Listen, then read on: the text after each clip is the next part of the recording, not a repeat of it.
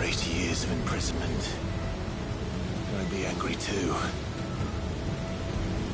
But I can't let it end like this, Warriors. It's time for you to come home.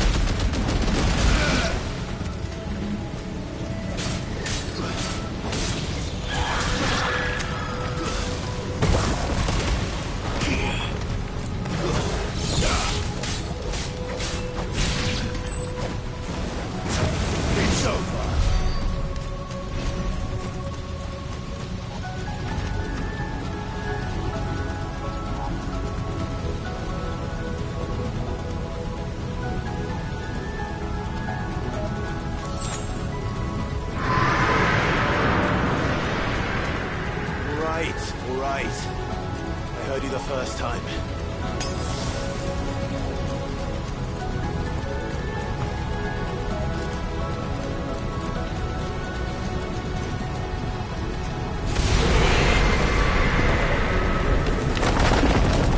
I'm not here to hurt you, Warriors!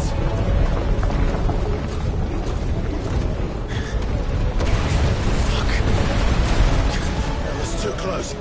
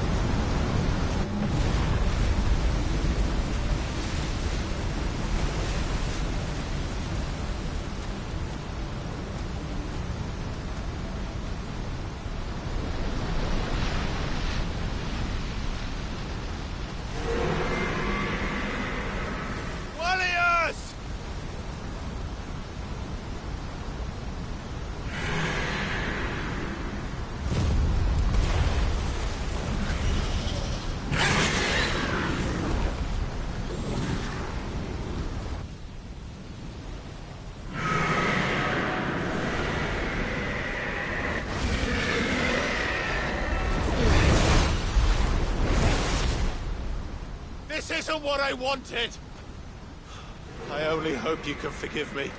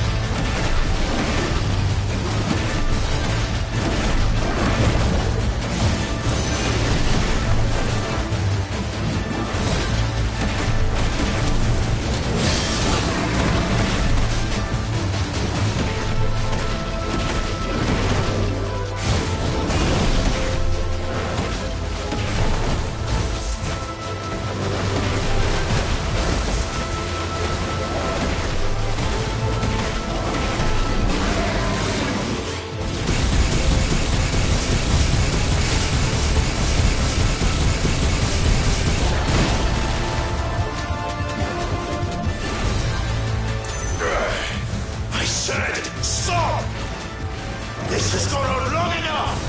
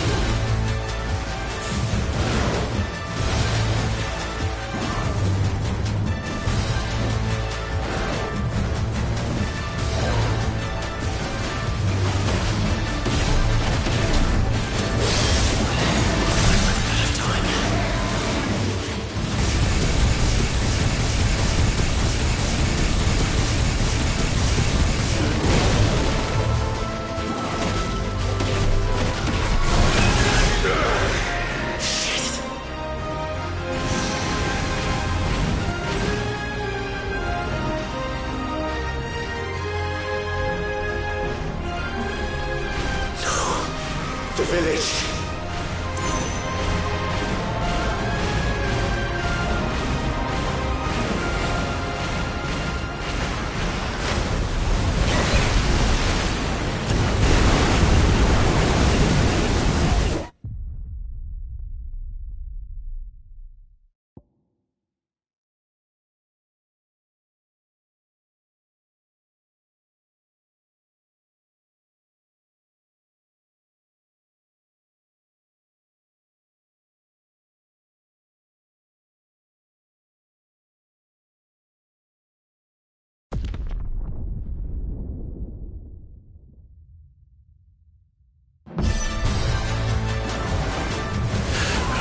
Stop this! I'm not here to play!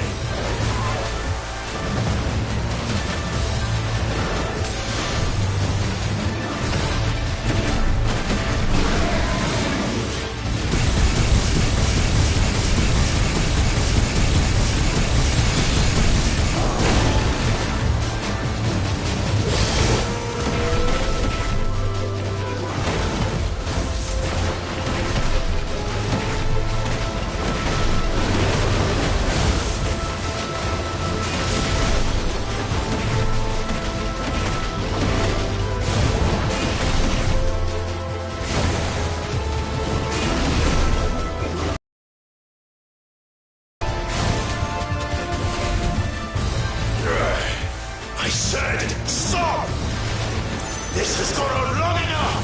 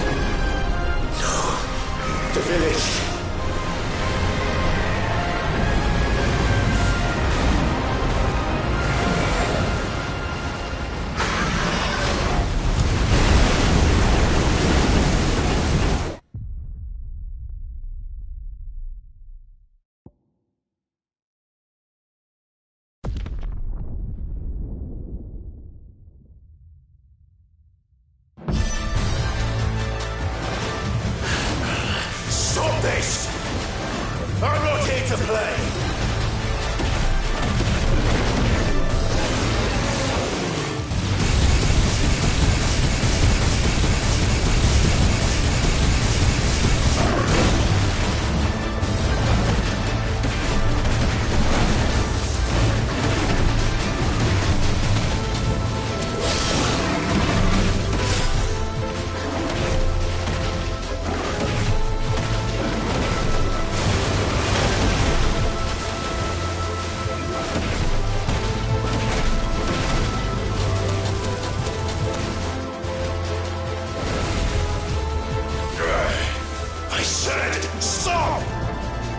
This has gone on long enough!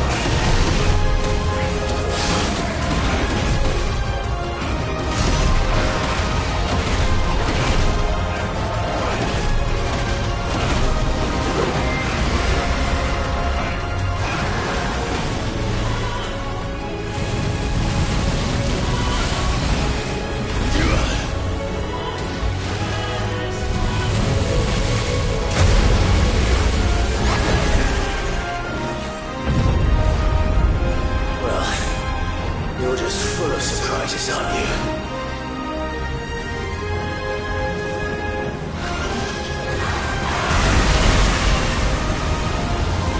Garuda will be proud.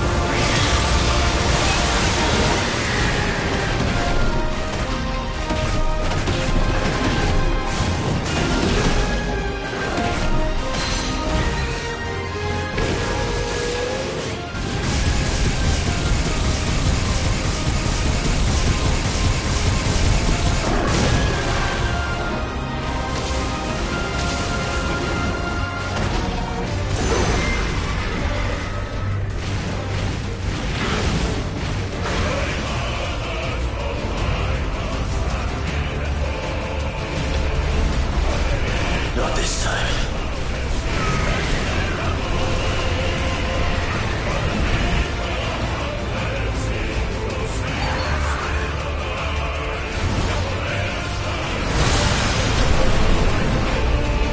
If that's what you want.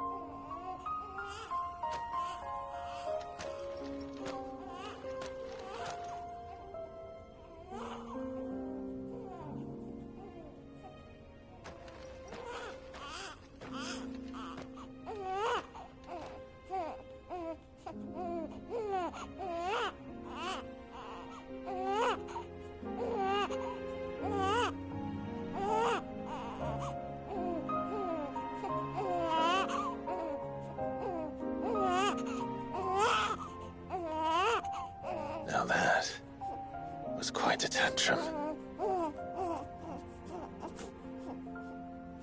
Clive! Where is he?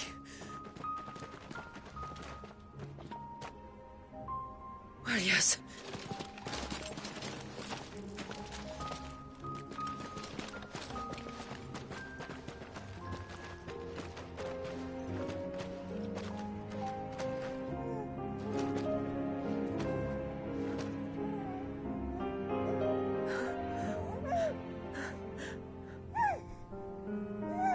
He's adorable. He is now. But did you see him a few moments ago? Clive, I don't know how to thank you.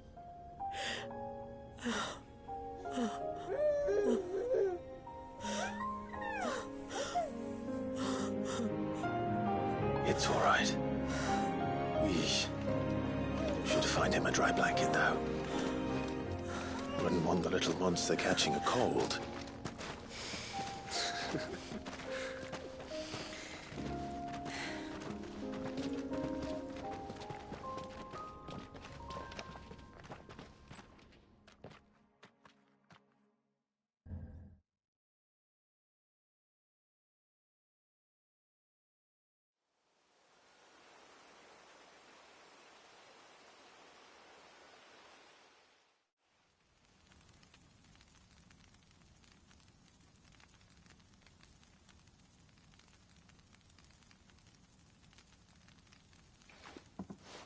There. He's finally asleep. The poor thing had a long day. That makes two of us. So, what happens now? Now? Now, we make things right. How? By providing Walyas what he was denied. A place to learn and grow. A family to love and protect him. So that one day, when the wounds in his heart and mind have finally healed, he might decide for himself how he'd like to live the rest of his life. But until then, I'll stay by his side, come what may. Then he's a lucky boy. And not only because he'll have the best warrior this side of the belt to teach him the battle axe. She'll do her best. Shula, the beast that threatened your home is tamed. The empire that threatened your people toppled. Might it not be time to cast off your ancestors' glamour and retake your place in the Twins? Perhaps. It's not as if we have the crystals to maintain the wall much longer. But are we truly safe? Is the world truly ready to accept us for who we are and what we believe? If I remember rightly, you and yours still choose to remain hidden, do you not? We do. Well, your people will always be welcome in Haven, regardless. As will yours in the hideaway. We're allies now. If there's anything you need from us, supplies, food, equipment, do not hesitate to ask. It's kind of you to offer. But we'll manage, just as we always have. Besides, I suspect you'll be needing everything at your disposal if you're going to save the world.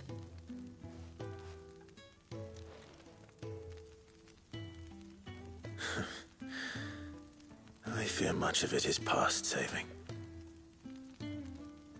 The best we can do is strive to turn what's left into a world where we can all live as equals. A noble endeavor. And there'll be a place in this world for us, will there? For Walyas. For everyone. I swear it. Then we shall be waiting. Until the tides bear you back to shore.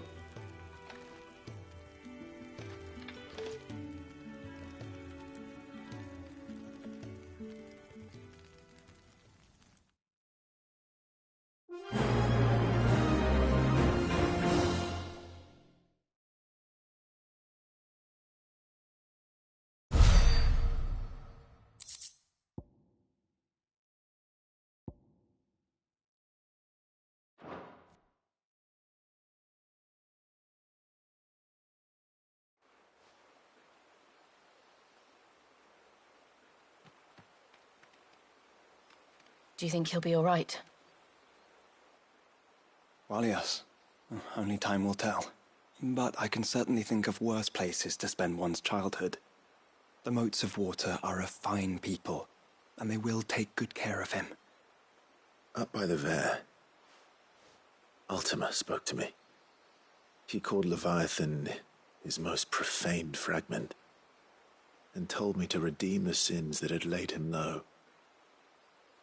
Is that so? The sins of Wallius's ancestors were grave indeed. To force him to prime at so tender an age. And to freeze him in time, that he might never know what it was to live. Yet I doubt either of those crimes was the source of Ultima's displeasure. It was that the Eikon's power had been put to another purpose than the one he intended. To him, Leviathan must have seemed an aberration. Could that be why Ultima made no attempt to lead me to him? The fear that this profaned fragment might corrupt his vessel somehow. Perhaps. Or perhaps he simply deemed Leviathan surplus to requirements. Having concluded that his vessel might be made to serve his purposes without the full sum of his power. His purposes? There's no escaping them. Even here. Hidden away in Mysidia, the blessing of the crystals proved nothing but a prison. A prison into which Wallius was born, and from which freedom is hard won. If the world doesn't change, if we don't change it, he'll end up suffering the same fate as every dominant who came before him. Then we must change it. That we must. And we shall.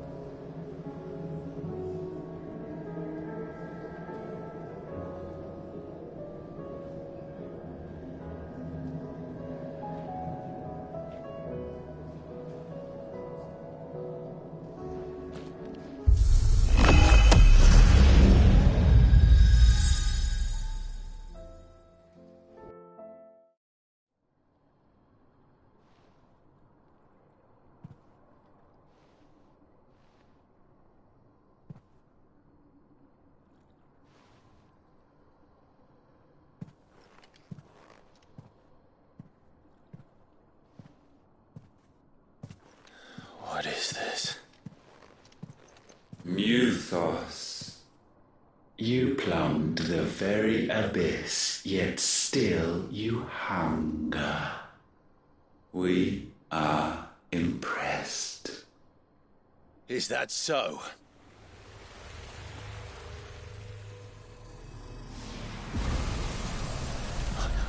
Not again.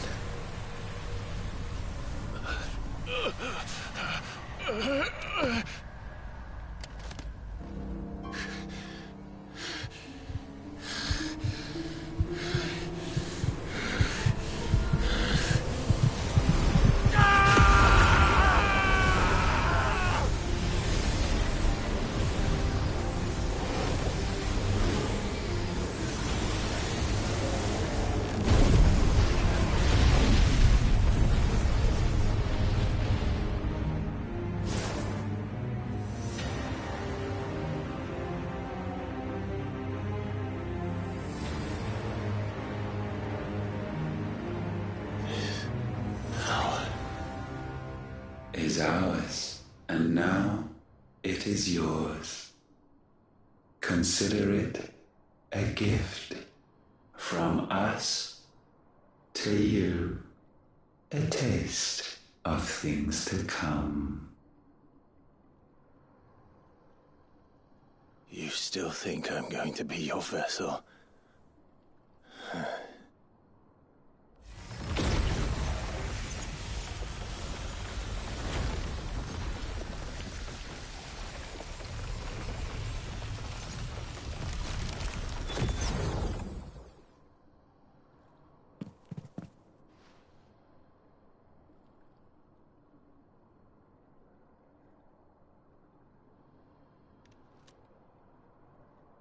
I'll take your gift then, Ultima. Just don't expect it back.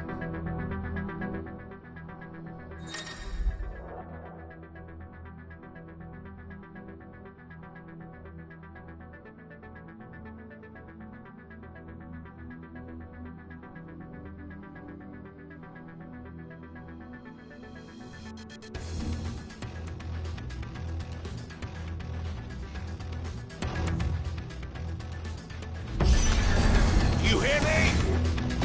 I will never be yours!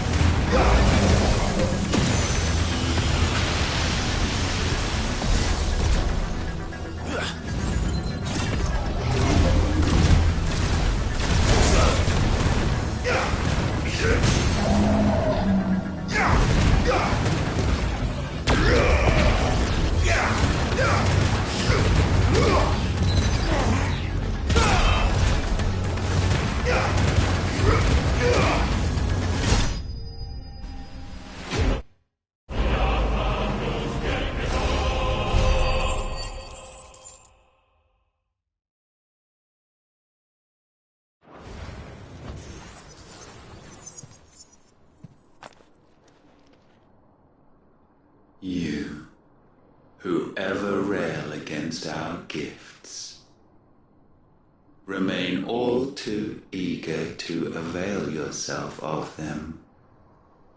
Perhaps you require more time to reflect.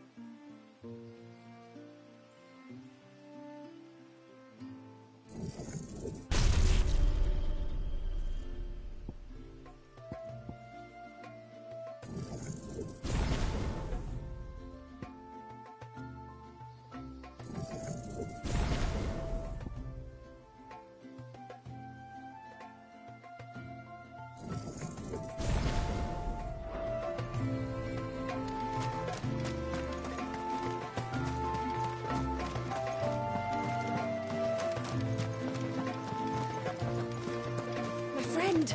I have news. I think I might have found a way to break Talor's curse. Go on. Well, after listening to the village elders and scouring every likely-looking tome in the library, I learned that not all Tombries are the same little green menaces we know and loathe.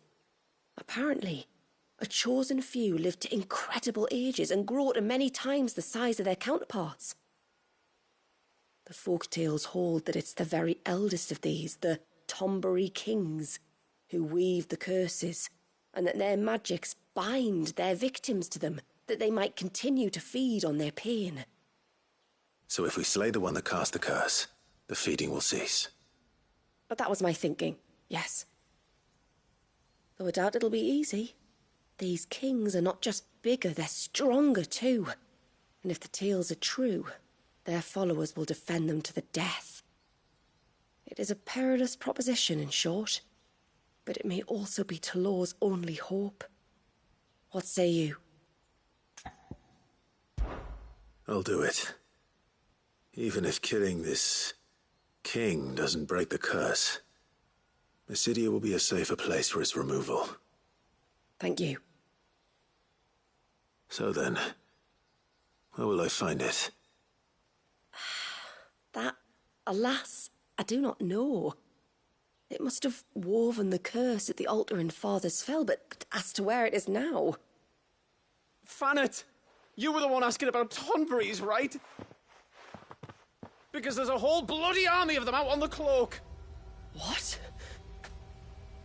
But why would they stray so far? And why now? There's only one way to find out. I'll head up the mountain and see what's going on. Right. Thank you. And please, be careful.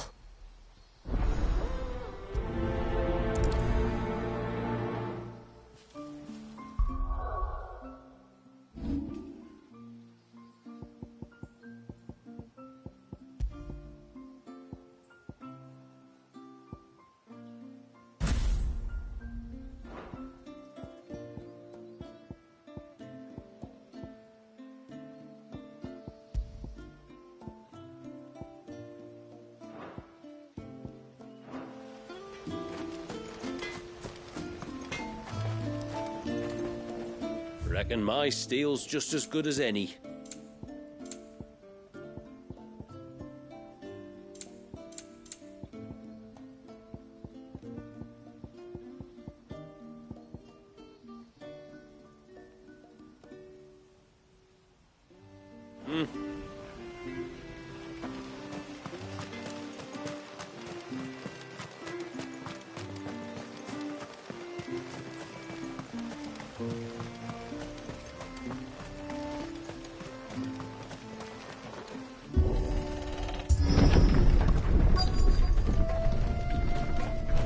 Found her.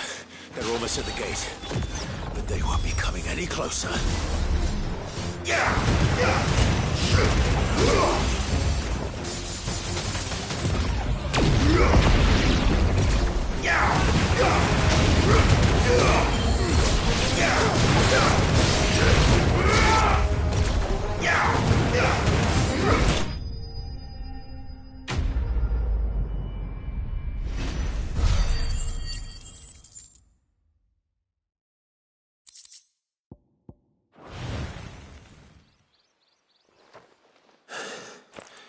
That should buy Haven some time at least. Clive, are you all right? Fine. We've taken care of the immediate threat. Thank the tides. I was worried I was going to lose you both. Talor, he took a sudden turn for the worse just after you left. What? Is he? No, he's hanging on. I fear the Tombury King may have begun the cursing ritual again. In earnest this time. And I can't imagine their being here as a coincidence. I think it might be happening on this very mountain. If it is, it won't be for long. Get back to Talor. I'm going up. My thanks. I shall pray for both of you.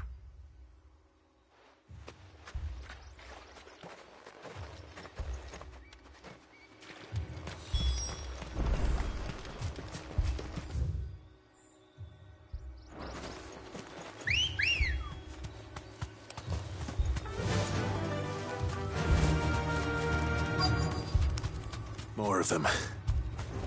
Come on, then. I crave an audience with your king.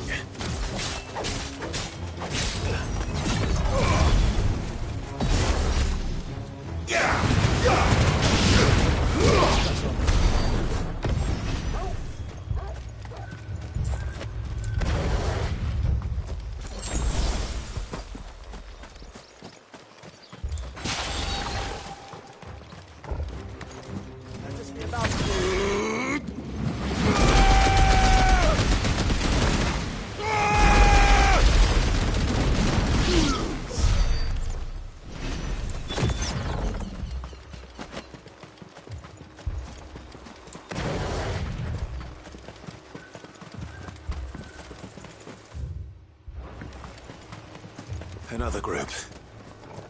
They don't look very regal.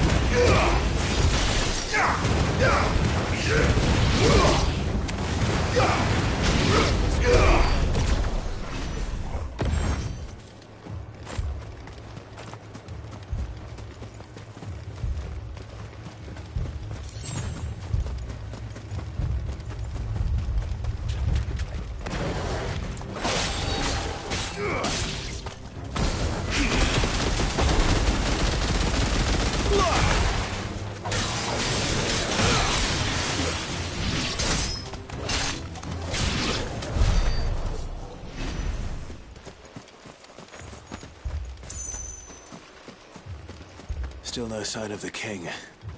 Could Fanad have been wrong?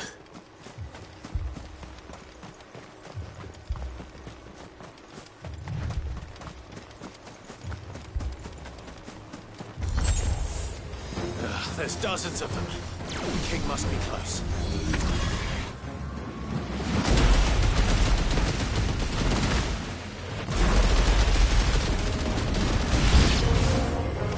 That's a lot of Tombres.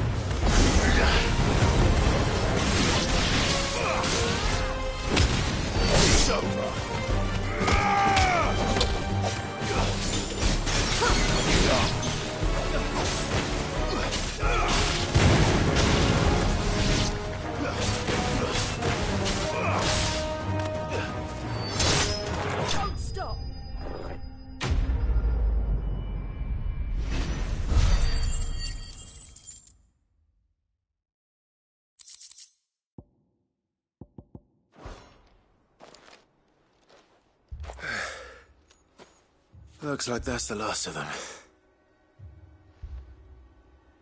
Out here, anyway. But beastmen do like dark places.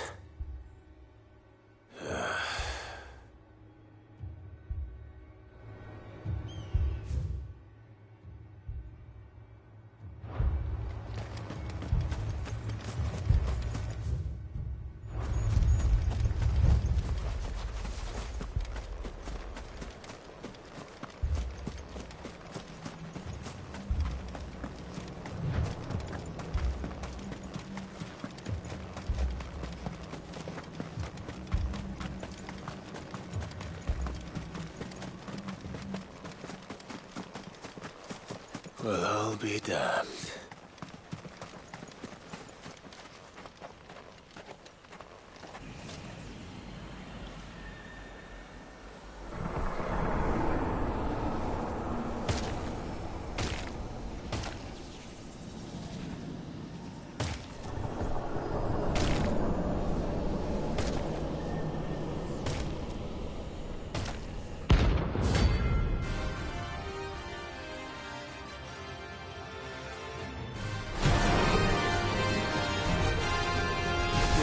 has a crown. Sorry, Your Majesty, but your reign ends here.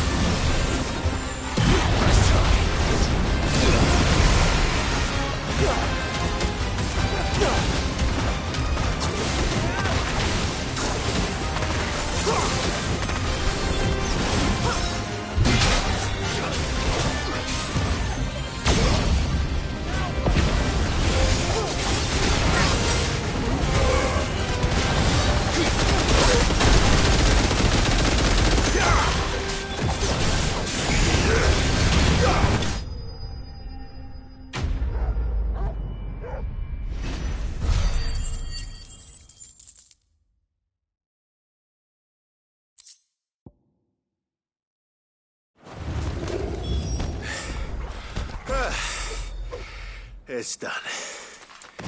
Which means the curse should be broken. Let's see how Talor's doing.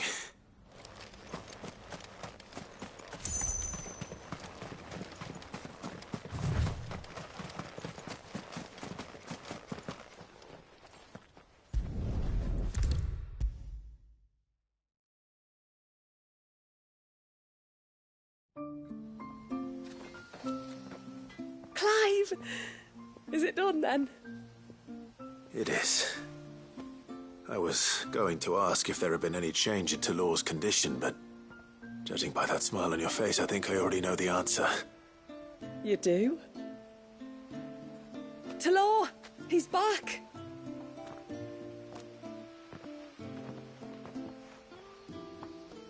Thank you, my lord. I can never repay you for everything you've done for me. I owe you my life. I'm just glad the curse is lifted.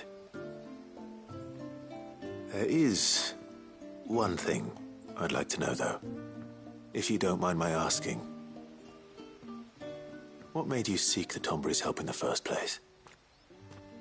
Oh, that, well, you deserve to know. It was years ago now, back in my trading days. The Sons of Greek arrested me in Oriflamme, chained me up in a lightless cell with a great sword hung over my head, ready to fall if I didn't confess. But they never said to what. I didn't, of course. So eventually they just let me go. And I never told a soul. Tried to forget it ever happened. But then you came along and the sight of your sword brought it all flooding back. I couldn't sleep, couldn't eat, couldn't hardly breathe, and I thought that if I gave my old chain to the Tomburys, maybe they could take all that pain away. All that anger. But it only made it worse. Oriflamme has fallen. And the men who tortured you likely fell with it. If only I'd known, I might have spared everyone a lot of trouble. I'd convinced myself that you were like them, that all outsiders were the same, but you're not. Far from it. Thank you, son. Thank you.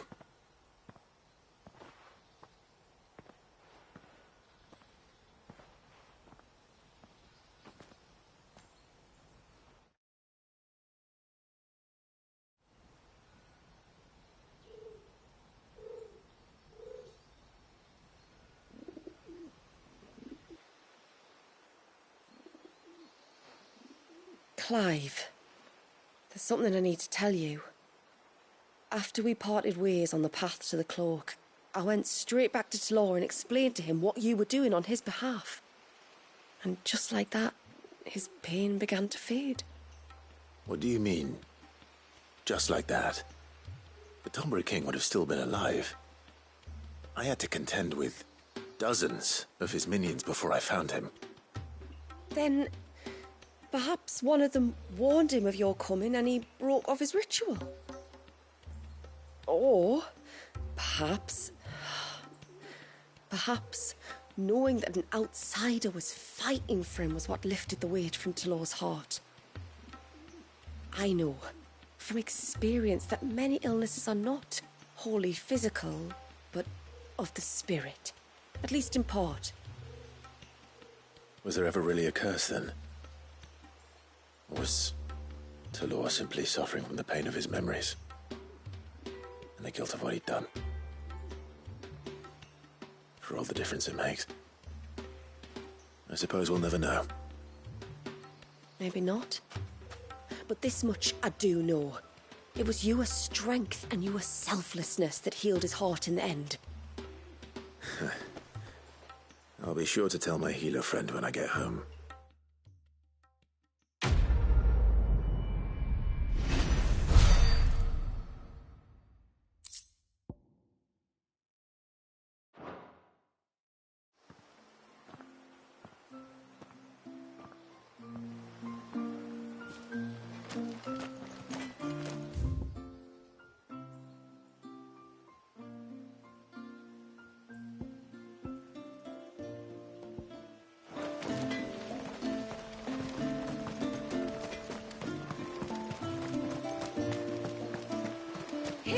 Mister, over here! Please, mister, you've got to help us. The village is in danger, and if someone doesn't do something... you should have seen it. Stop. Take a deep breath and tell me everything. Starting with your name. Sorry. My name's Eirik. When you went up to the Erevalvers with Miss Shula, well, I followed you. You could have been killed. Lady Shula told us you lot were great warriors, so I thought I'd be alright if I stayed close, like. But then I lost track of you in the woods, and that's when I saw it. Saw what? A great, big, dripping, drooling monster. Spitting out great spouts of water it was, that were tearing up the ground and cutting down trees. Spouts of water? I don't recall seeing anything like that in the forest. Well, I did, and I don't ever want to see it again. You'll get rid of it, won't you? All right. If this creature is as terrible as you claim, it could well pose a threat to the village. I'll see what I can do. Thanks, mister. It was over by the Swift one that I saw it. Maybe it's still there. Then that's where I'll start my search. But this time, you're going to stay here. Understood? I wouldn't go through those gates for 1,000 gil. Not with that thing out there. Good luck, though.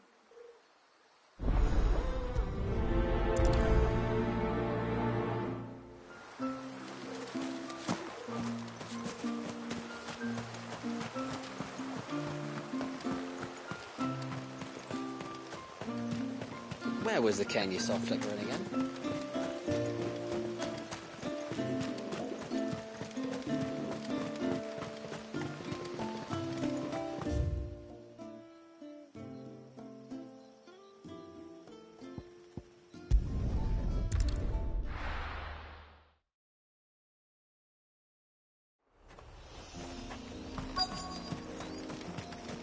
Is that the hunter?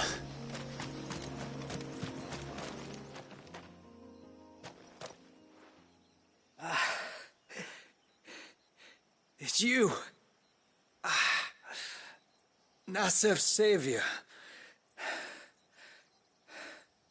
Are you all right? What happened?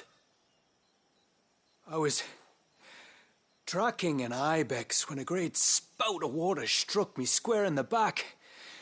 Sent me flying all the way across the clearing. Did you see what made it? No. All I heard was a noise. An ear-splitting din.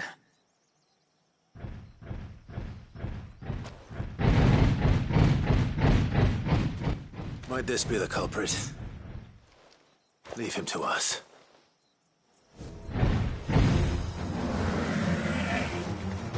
You've caused enough trouble.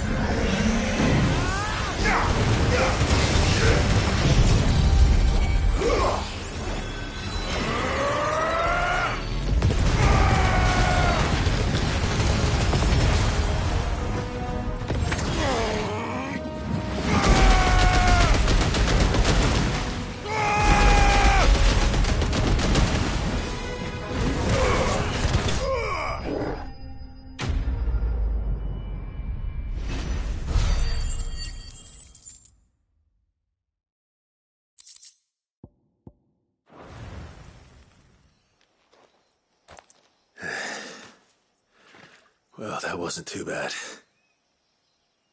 Hardly a threat to the village, but you can't blame the boy for being scared.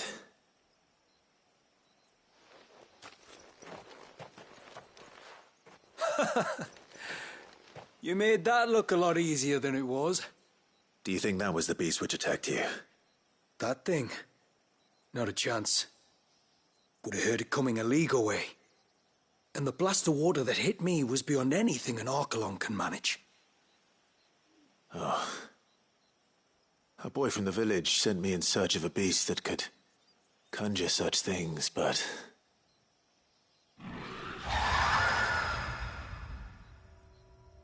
That's it.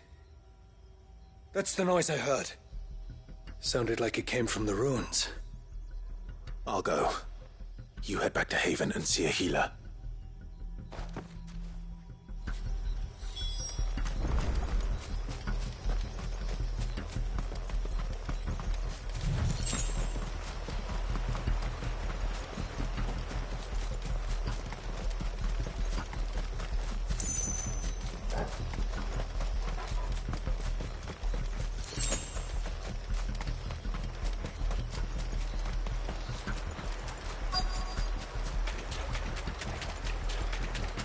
What do we have here?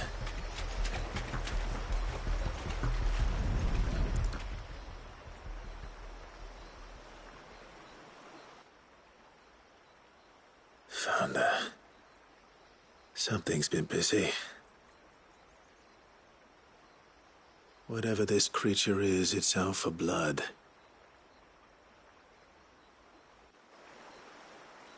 But it's not having ours. Stay close, Torgal. Where are you?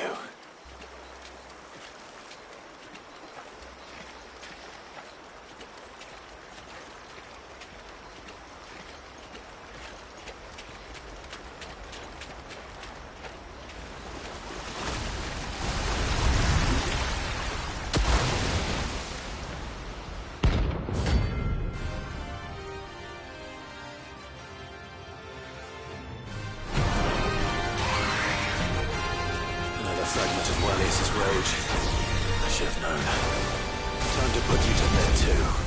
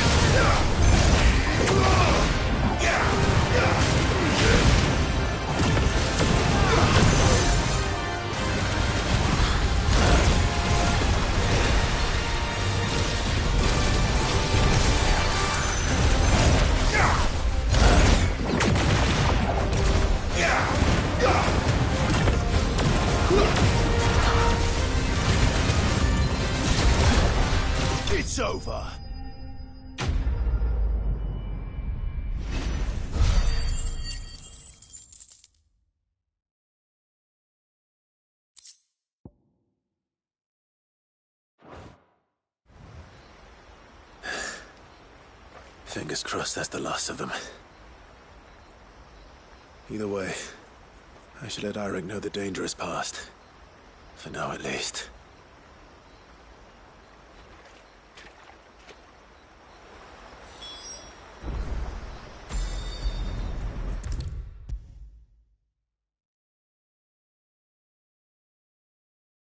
How many times do we have to tell you? You're not to go out into the woods alone. But I wasn't alone. You're back. So? Did you find the fiend that attacked me and young Eirik here? I did. It won't be troubling you anymore. Yes!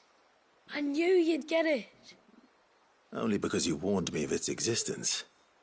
Not that you should ever have learned of its existence, but all's well that ends well, I suppose. What was it, anyway? A manifestation of Leviathan's power. When we visited Wallius in the Surge, he was angry and afraid. The Eikon summoned these creatures for his protection. Though why one would be wandering the ruins of Riversmeet, I don't know. Maybe it was looking for his mum. That's where she died, isn't it? The Falls. The Falls? Aye. When they took her baby, she threw herself off the top. We go there once a year to pay our respects. The whole village. An Eggy is a part of its master's spirit, but Wallius wouldn't have been aware of what had happened to his mother, would he? Well, either way, you did us a favor putting that thing to rest. Us and Wallius. Thank you. Aye. Thanks, mister.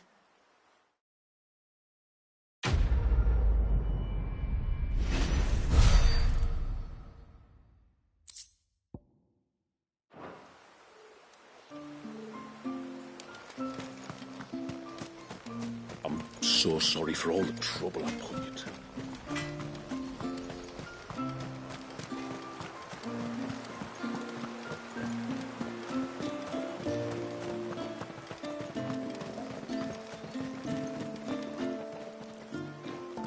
My lord, might I have a moment of your time?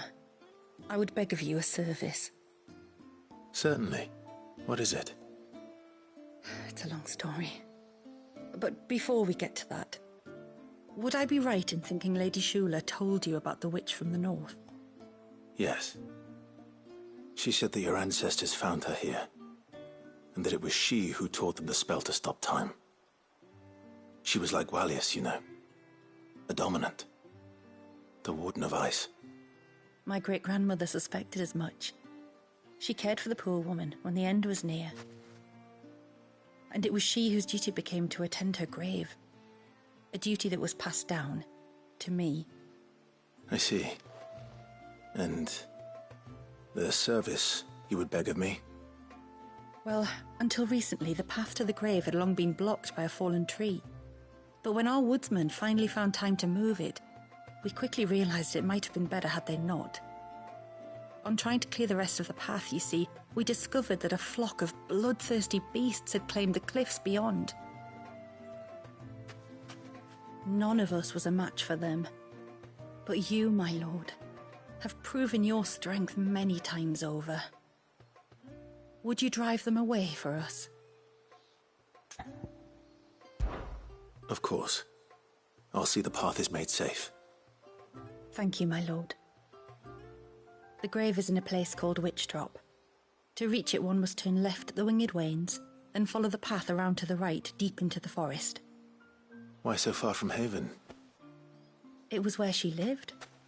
When our ancestors first came to Mysidia, they found her there, in an old abandoned village, and it was her heartfelt wish to return there in death. So when she passed away, my great-grandmother had a stone erected for her on the cliffs overlooking the place she once called home. How thoughtful. Well then, no time like the present. Left at the ships, then round to the right, you said. Just so. Thank you once again, my lord. I will join you at the grave anon.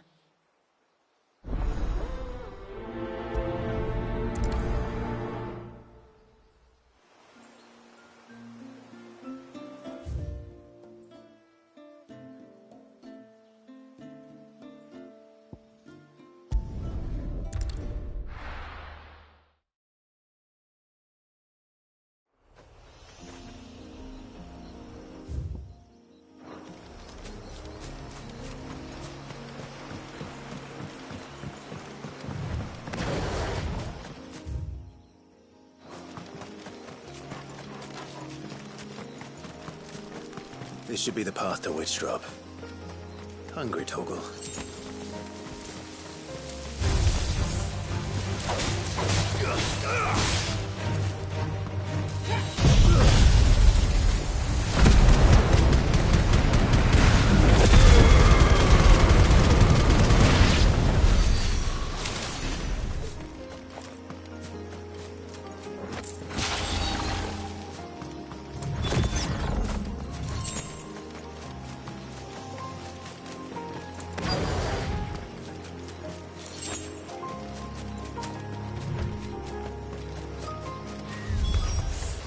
Here's our welcoming party.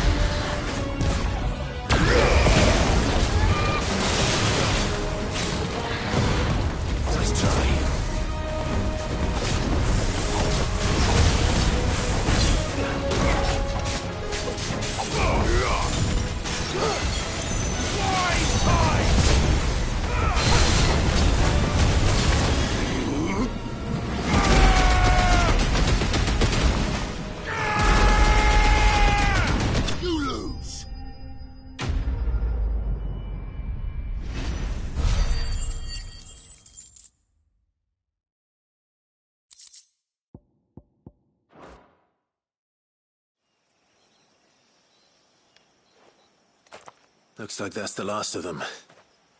Now, where's the grave?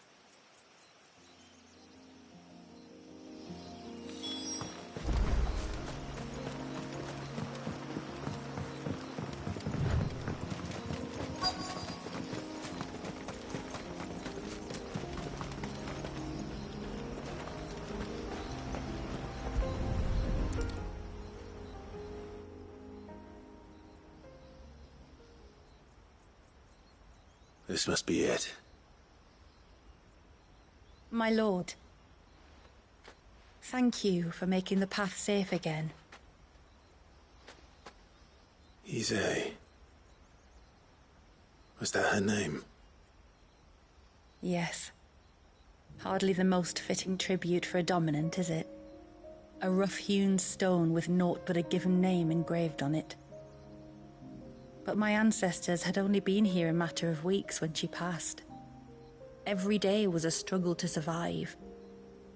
They had neither the time nor the energy to devote to a more elaborate memorial. Yet they spared what they could to grant her wish, that even in death she might continue to watch over her home. She lived down there then? In the ruins? That's right. They were once the living quarters for those who served up in the temple. When the Northern Thanes sent her here to weave her spell, this was where she and her retinue stayed. There were priests, handmaidens, and a knight sworn to shield her from harm. Of course, they were all gone by the time my ancestors arrived, fled or dead in the Western Wars. All except XVI, who remained till the end. Alone. Indeed. At least, that is the story as it's been handed down in Haven. But there is an epilogue to the tale. One known only to Lady Shula and myself. Some years after XVI's passing, you see, my grandmother came here to tend the grave, and found a stranger kneeling before it. A knight, dressed head to toe in plate. She asked of him who he was and whence he had come, but received no answer. The only words he spoke were, "Tell me true, whose grave is this?" So she told him of how her people had met and cared for XVII, and how she had died. His only reaction was to stare up at the air of hours in silence. Then he left, never to be seen again. You said he was wearing plate. Was it black and gold? Do you know something of him? When we went up to the Air of Hours to unravel the spell, we were set upon by a shade in the shape of a knight in full plate. It manifested in front of the Vare, and in its ether, I felt Shiva, the witch. You think this may have been the same man my great-grandmother met? XVI's knight? I don't know. Maybe. All I can say for sure is it was intent on protecting her creation. Or perhaps her spirit. What remained of her ether, preserved in the Vare. Perhaps his spirit too became enraveled in her spell, frozen in an eternal vigil. Till we ended it. If the shade you fought was XVI's knight, then ending it was the greatest gift you could have given him. Now he can return to the sea, to be with his lady once more. And if his spirit should ever return here to visit her grave, I shall ask his name, that I might carve it in the stone next to hers. That they might be together. Once and for all.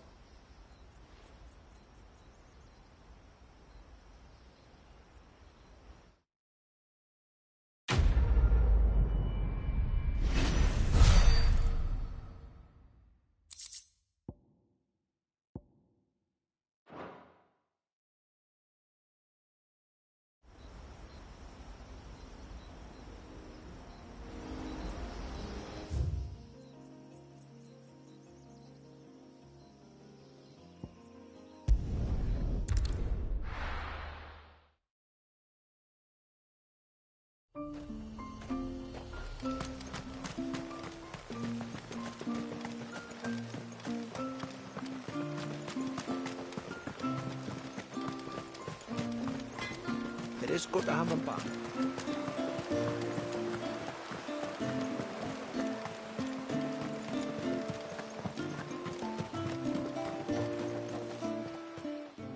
You wouldn't happen to have some time on your hands, would you, Clive? Only I was wondering if you might help me with something else. Don't tell me. Another unruly dominant. Not quite, but a dangerous foe nonetheless. It promises to be quite a hunt. Care to join me? All right. Tell me about our quarry. A fiendish, cold-blooded beast known as a Givra. Normally, we leave such animals well alone, and for good reason. But I have an even better reason to want its tongue. Its tongue? If you'll permit me, tributary, I can explain. Certainly, Yamila. It's been over a week since my sister gave birth to her first child, yet she still isn't back on her feet. We've tried everything to restore her spirits. Physics and nostrums, the laying on of hands and of leeches, but all to no avail. The healers tell me there's only one hope left. A broth as potent as its ingredients are perilous to procure. It isn't only Yamila's sister who stands to benefit from this, by the way. There's her baby to think of, and Walias, too. She'd agreed to be his wet nurse, you see. I'd be glad to help. Thank you. Our hunters have no shortage of skill, but this task calls for more than that. And it won't be achieved through weight of numbers either. The Givra is as wary a foe as it is a deadly one. 2 hunters might catch it unawares, but any more than that, and it would pick up our scent a league away. Then it is decided. The 2 of you will go, while Jill and I occupy ourselves here. Perhaps we might help prepare the broth. That would be most kind of you. Come then, Clive. The river of time flows fast, and so must we. There's a Givra that has claimed the ruins at the foot of the mountain as its hunting ground. But as I say, they are wary creatures. We'll need suitable bait to draw it out. The flesh of a forest ibex should suffice. To the forest, then.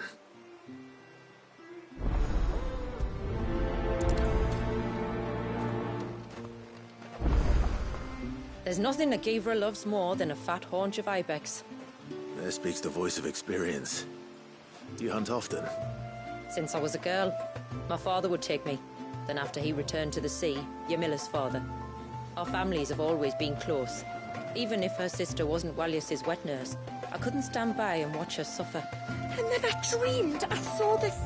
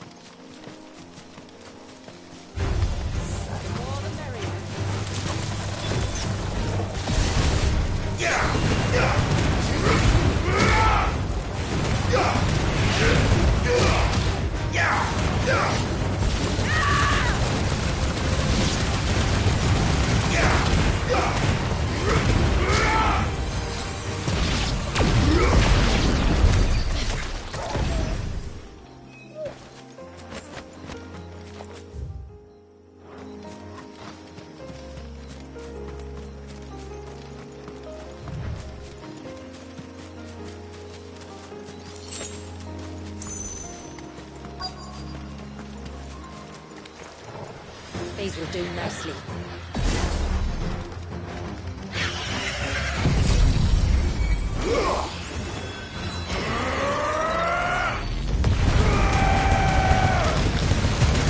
It's over.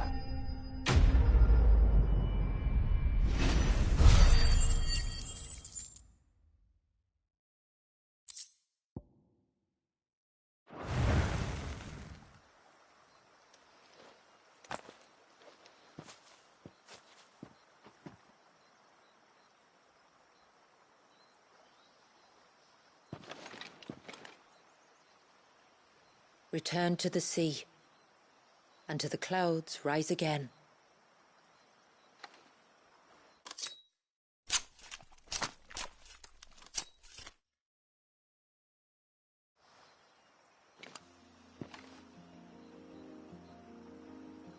We have our bait then. What next? Next, we pay a visit to the Dark Gate to pick some local weed. It'll help disguise our scent.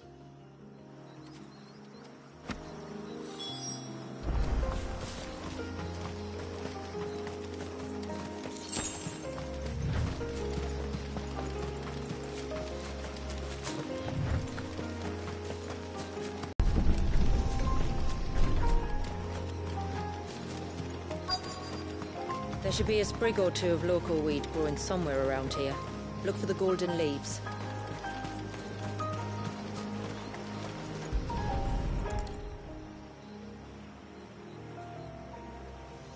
Is this it?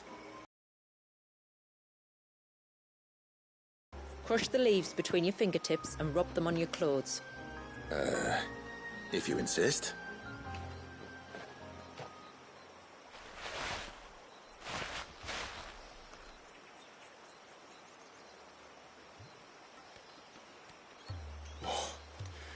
You could have warned me about the smell. Like corruption, isn't it? We'll have an honor guard of flies before long. But it'll stop the Givra from noticing us. Its nose will tell it we're nothing but a feast for worms. Oh, I feel so much better. We can wash it off afterwards.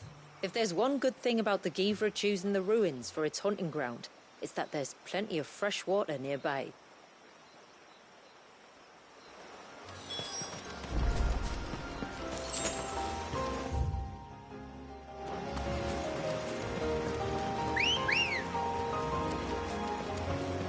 Let's go. Oh.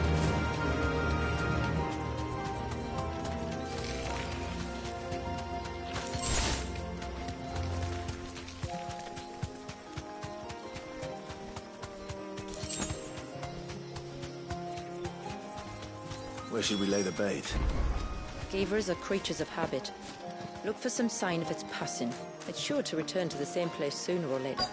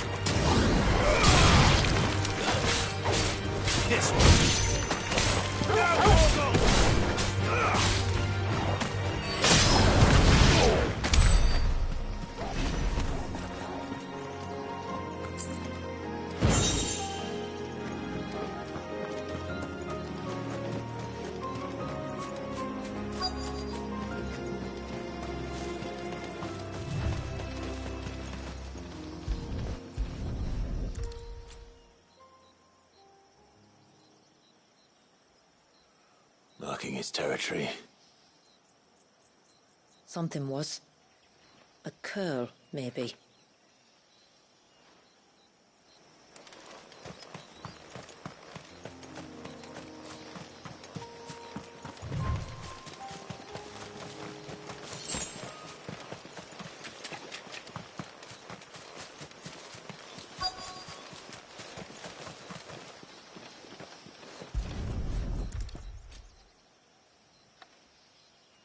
A fresh kill. But not a Givras. The wounds are too clean, too small.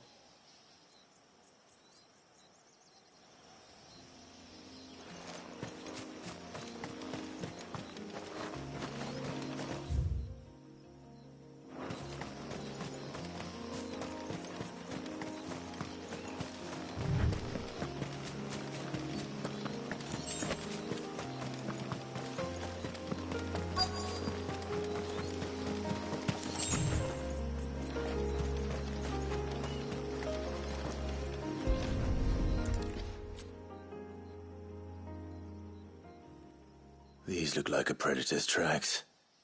You can clearly make out the claws. And not just any claws. These belonged to a Givra. There's no mistaking them. We'll lay the bait here. Let's hope our friend is hungry.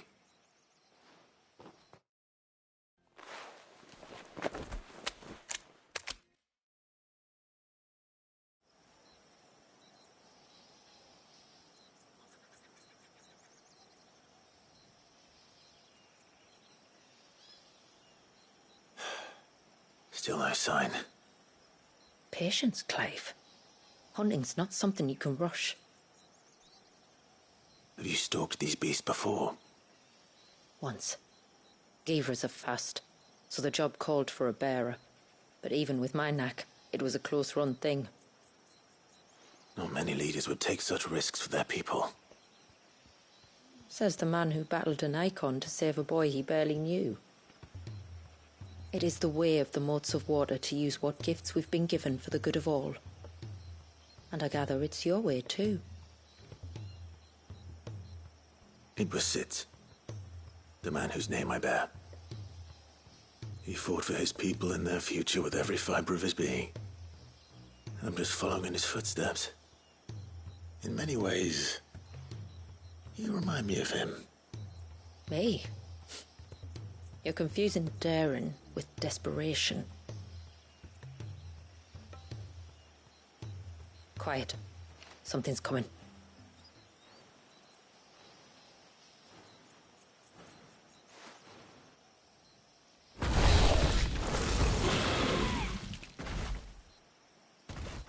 Our guest has finally arrived. Shall we greet him? It'd be rude not to.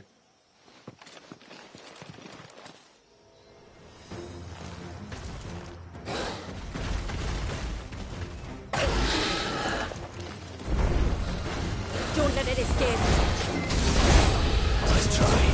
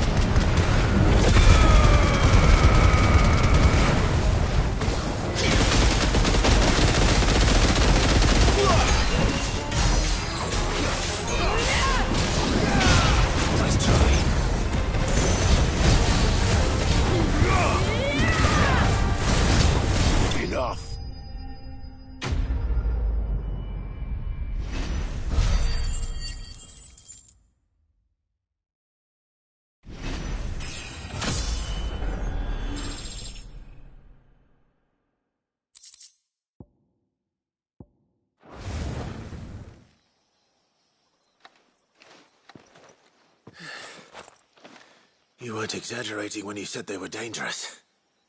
They're forces of nature, all right. And with this one's passing, the river of life has calmed.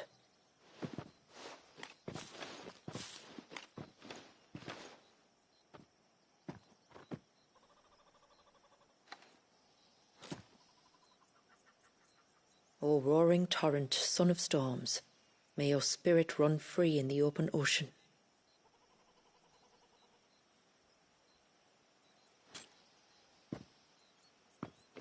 This flesh I claim, that your gifts might rain down upon us this day, and our river flow in spate once more.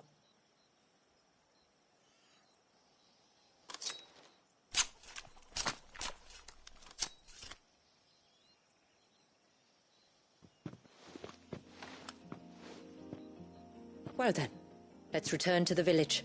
We must get this tongue to Ymilla before it spoils.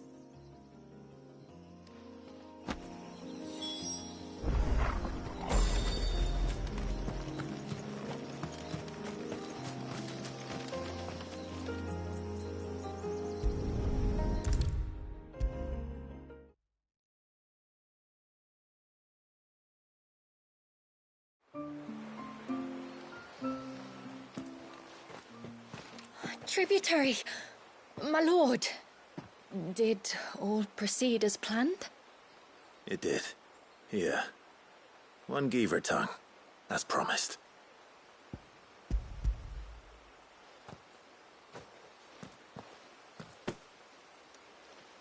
Oh, thank you. I shall add it to the broth at once. By your leave, Tributary. If there is anything else that we can do to help, you need only ask. No, no.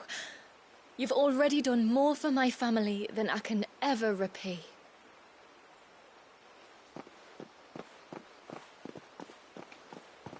Just as you have, Clive, for my family. I only regret that I have nothing to offer you in return but my gratitude. It's more than enough. Besides, I'm no less grateful to you. For what? For welcoming my friends and I into your midst. For showing us how your people live. For reminding me that the world we strive to create, where bearers can live alongside their fellow men in peace and comfort, is no mere fantasy. I'd hardly call it comfort. Every day is a struggle. Though we do at least struggle together, it's true. As must we all. I only ask that you remember the cost of using your gifts as a bearer. I know that you feel it's your duty to do whatever you can to help your people. But you have a child to think about now. And Wallis has lost enough. I shall bear that in mind. That's all I ask. Oh, and if there is anything else that we can do to help, well, you know. Thank you. Truly.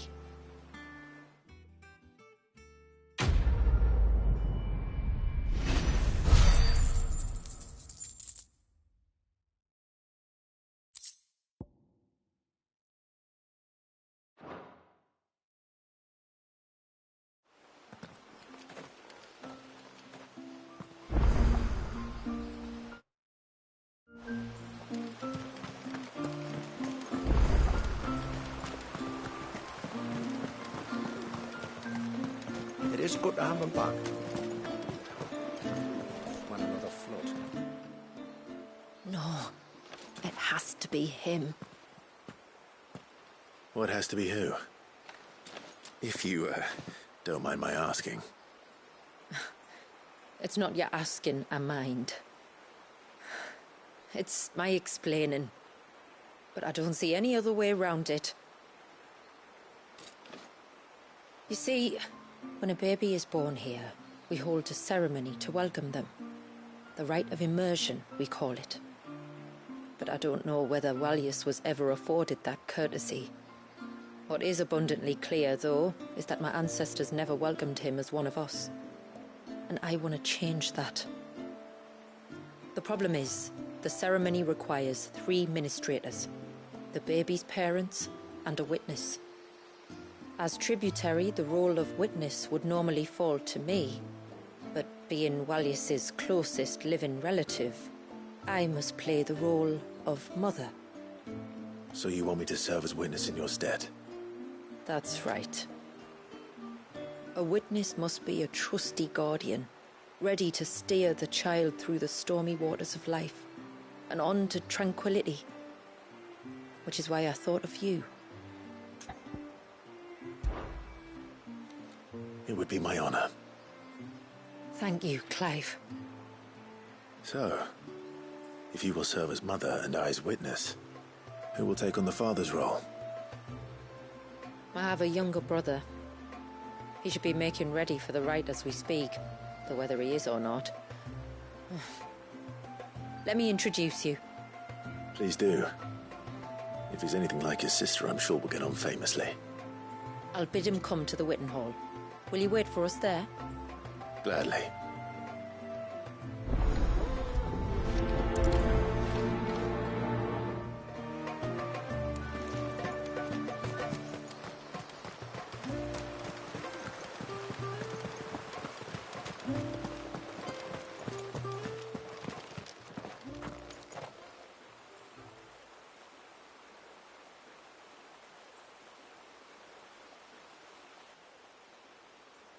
Clive, my brother.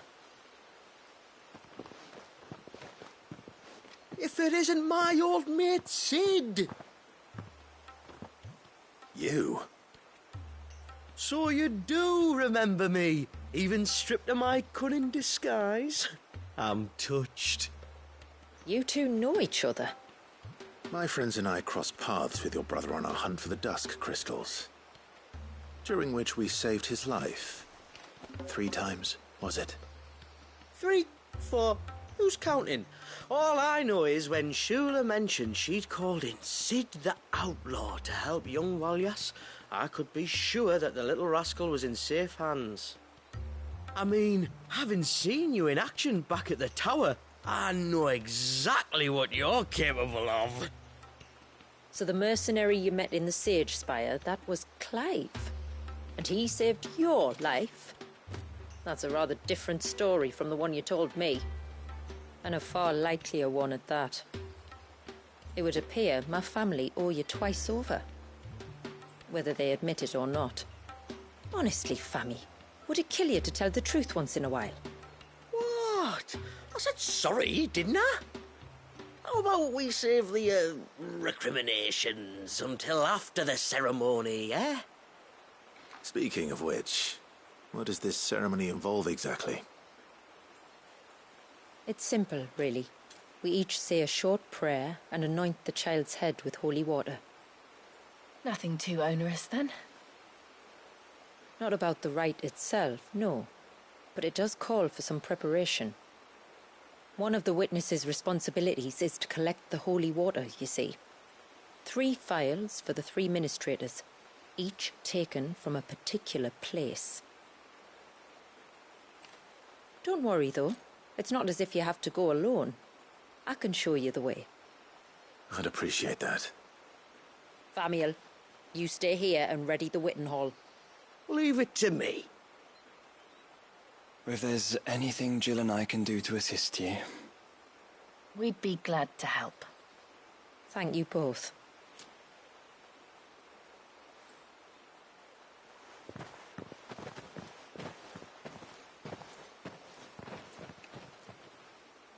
All right then, let's get started, shall we? There are 3 types of holy water that we must collect. The water of the mountain, of the river, and of the sea. We take the water of the mountain from the spring atop Maiden's March. The water of the river from the course that flows through the ruins of Riversmeet. And the water of the sea from the shallows of Tailwind Bay. Here are the phials we'll be using in the ceremony. I'm ready to leave whenever you are.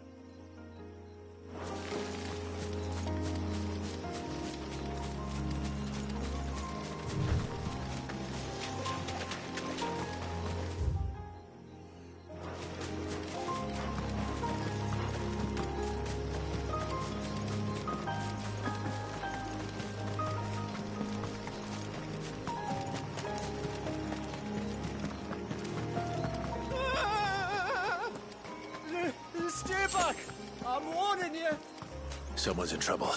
Come on.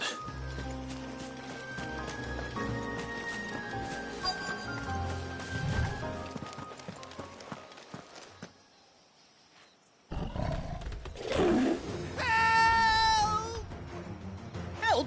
What help? Nobody's coming to... Help? We're here to help. Keep its attention on us. I'll do more than that.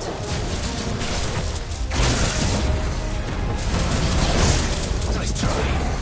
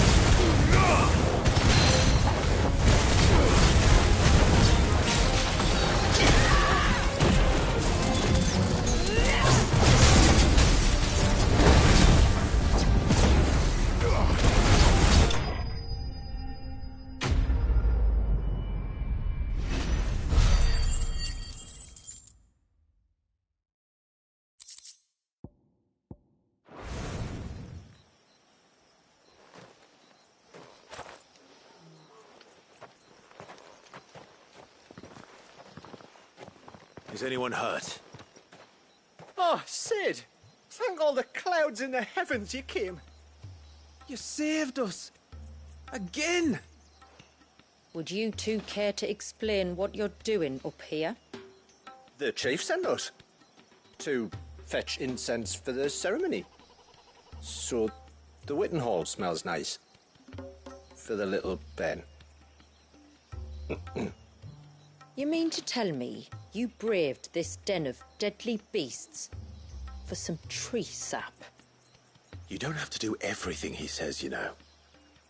Or if you must, at least have the good sense to ask one of our hunters to accompany you. We're sorry. It's fine. Just go back to the village before you get yourselves into any more trouble. Right you are. Oh, and thanks and that.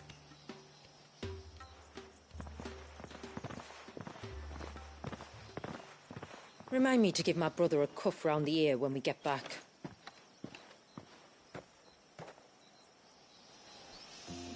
Right then. Let's collect this water, shall we?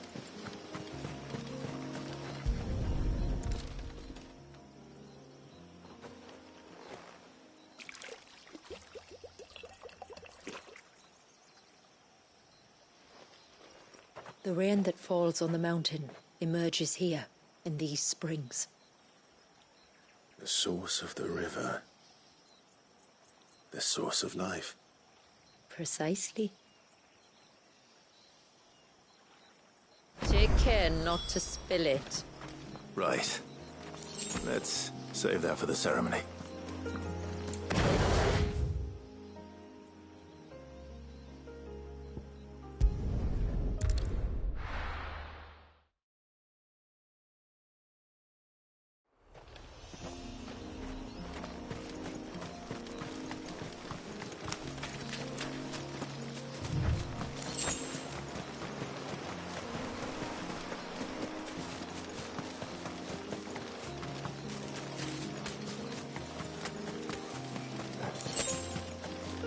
We can collect the water of the river from here.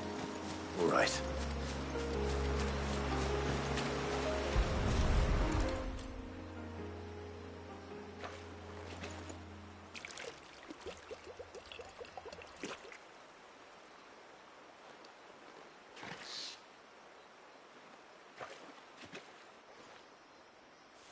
The water of the river represents life. It is constantly moving, constantly changing.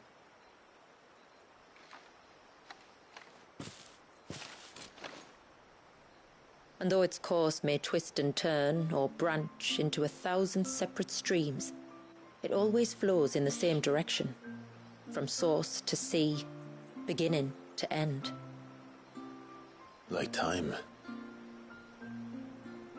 What of Wallius, then? When your ancestors froze him, did they remove him from the River of Life? They did. Like an ice-bound pool that didn't thaw for 80 summers. But now he's free to flow again, to live. And you and I shall flow with him, for we are all but drops of water in the great River of Life. I find that thought oddly reassuring. Go on. A drop of water might seem insignificant on its own, but as a part of a torrent, it can cleave a path through the hardest rock. It makes me believe we humans might just stand a chance. I believe we might. Just one more file to go then. Nearly done.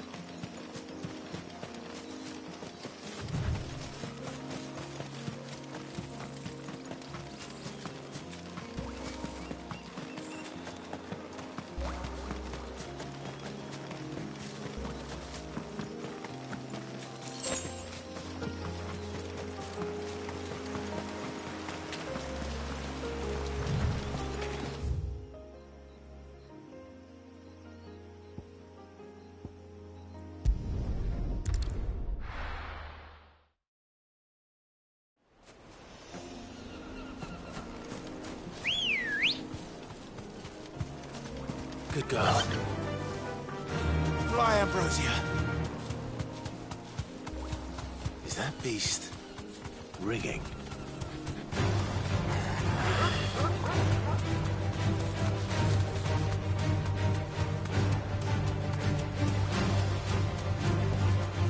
Straight home now.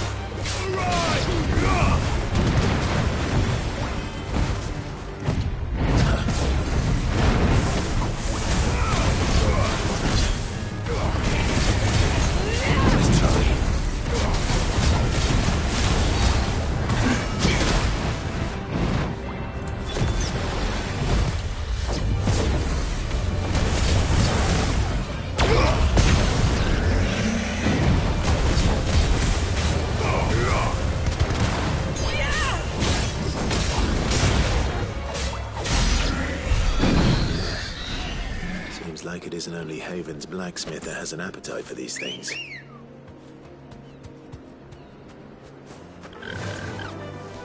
Faster!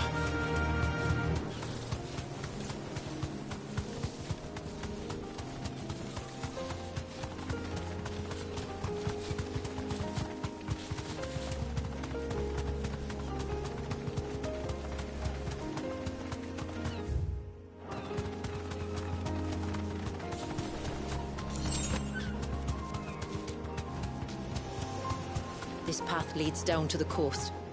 Usually we keep this gate shut tight, but since this is a special occasion... You deserve a rest.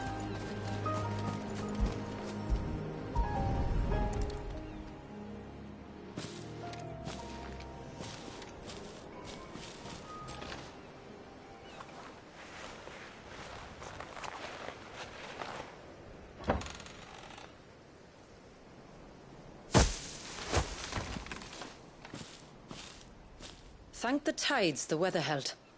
This place can be treacherous when the waves are high.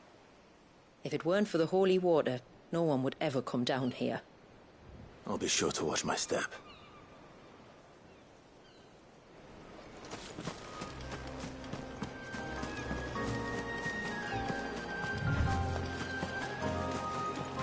Water flows to the sea, then rises into the clouds.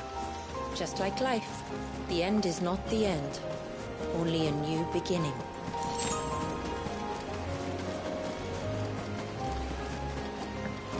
My ancestors chose this place because it was where the first boat landed. And it's a good thing they didn't land closer to the surge. Quite.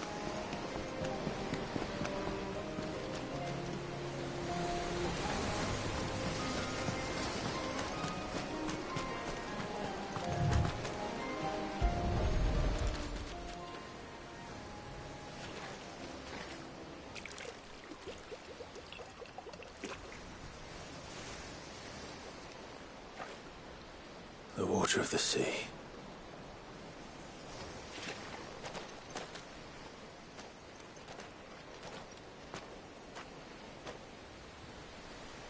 I still can't help but be awed by it. Oh? All that wave ever made me feel was pity and sorrow for the innocent life trapped inside it. The child my great-grandfather sacrificed to try to change his people's fate. It was wrong, an unforgivable sin. But I often wonder, will my descendants ever forgive me for what I have done? As tributary, I've faced many difficult choices. And though I've always striven to do what's best for my people, here we live in poverty, hidden away from the world. So have my choices denied them a better life, just as my ancestors denied Walyas his? No. You would not forcibly sacrifice one of your people to save the others. You do the best you can for all of them, as do I. We share in their woes, just as we share in their joys. And the most we can do is try to bring them more of the latter. Aye, you're right. And try I shall, to bring all of my people a better tomorrow. Walyas included. Then I wish you luck. If my time with the boy is any indication, he's going to be quite a handful. Then we must start as we mean to go on, and give him the very best welcome we can. Where to next, then? Back to the village, to find out if my brother has made the necessary preparations, or got his lackeys to do it for him.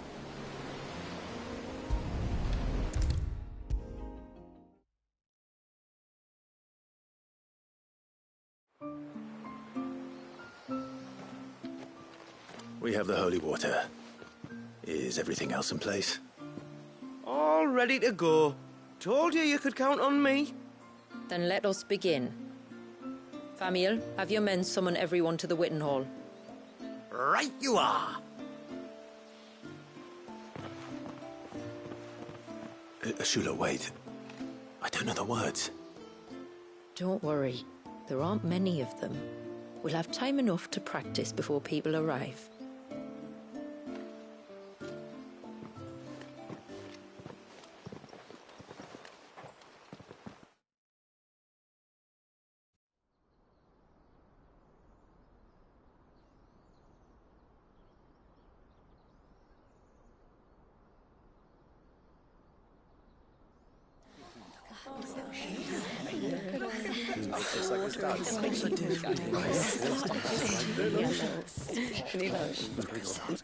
My friends, we are gathered here today to welcome this child into our community by the rite of immersion, as has been our custom since the first reign. As tributary, I would normally perform the rite with the child's parents, but Walius's mother and father returned to the sea long ago. So I and my brother Famiel shall serve as his family, while the one who returned him to us shall bear witness in my stead. Clive, if you would step forward.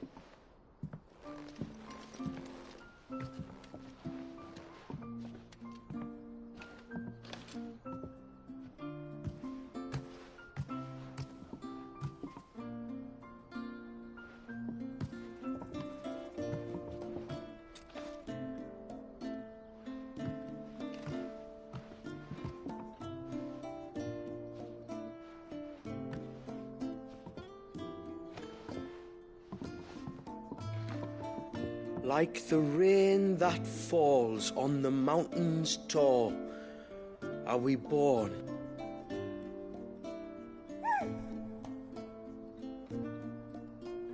Like the river that flows through the valleys below, do we live.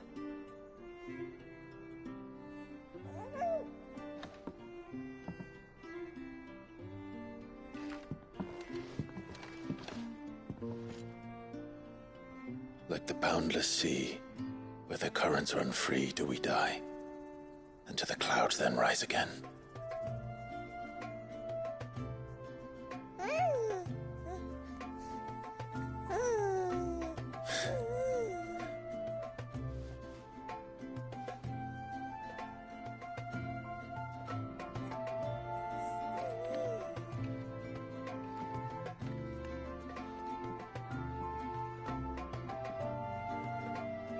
The circle of water is the circle of life, and today from the heavens falls rain anew. This child, Walius, now joins our stream, and he shall flow with us from the mountains to the sea.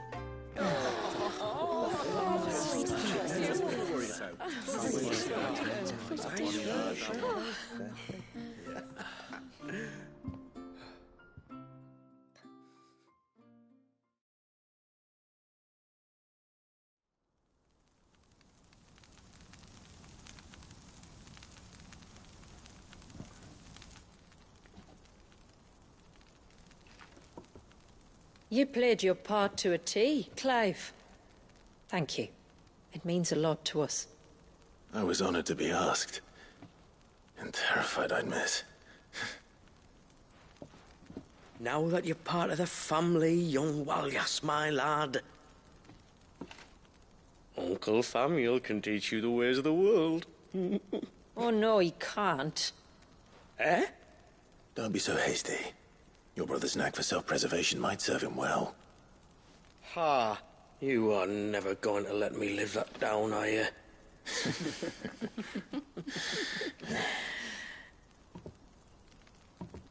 I'm gonna raise Walius as if he were my own. Teach him everything I know about life, our people, and our past. But with all the mother crystals gone, he will grow up in a world without comforts. One where we only have ourselves and each other to rely on. I'd say your people are better prepared than most to survive in such a world, Shula. To thrive, indeed, under your guidance. Only if nature continues to smile on us. If we were to lose her gifts, we'd be left with nothing at all. Yes. But it needn't come to that. Not if we can stop the spread of the Blight. So long as we can save a single patch of soil, we can plant the seeds for a new world. One where we can all be free. Perhaps then we might finally be able to step out from behind our curtain, eh? Till that day comes, I wish you good tide. Thank you. We should be on our way. Well, you be careful out there. Aye, you steer clear of trouble now. Likewise.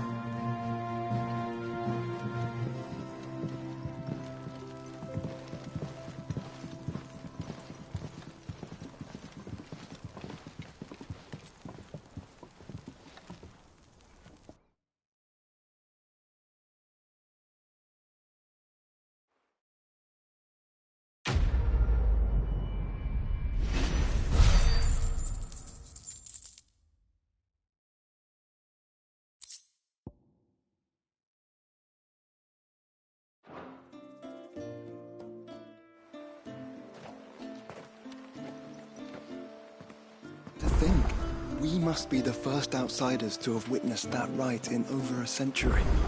Wallius has been waiting for it for nearly as long. He seemed pleased to be finally rejoining the family. Now all we have to do is save that family. To change our river's course.